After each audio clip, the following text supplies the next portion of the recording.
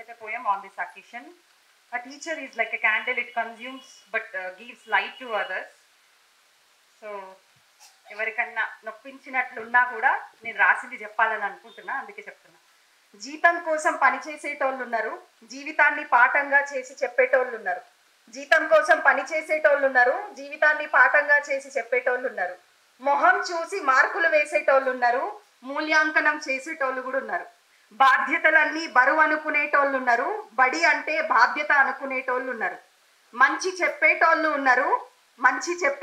ఉన్నారు, ఇంకా మనుధర్మం గొప్పది అని చెప్పేటోళ్ళు కూడా ఉన్నారు. ఎవ్వరికి చదువు చెప్పని సరస్వతిని చదువుల తల్లి అని మొక్కేటోళ్ళు ఉన్నారు. చదువుల తల్లి సావిత్రిబాయి పూలే స్ఫూర్తిని నింపుకొని చదువు చెప్పేటోళ్ళు కూడా ఉన్నారు. గుర్తింపు కోసమే పని చేసేటోళ్ళు ఉన్నారు, గుర్తించినా గుర్తించకున్నా పనిలో నిమగ్నం అయ్యేటోళ్ళు ఉన్నారు.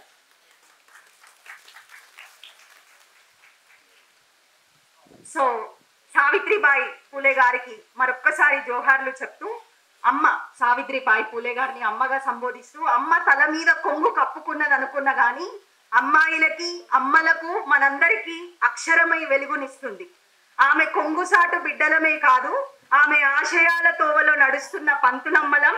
అణచివేత ఎక్కడున్నా ఆగిపోని ఈ తరం సావిత్రిబాయి పూలేలం.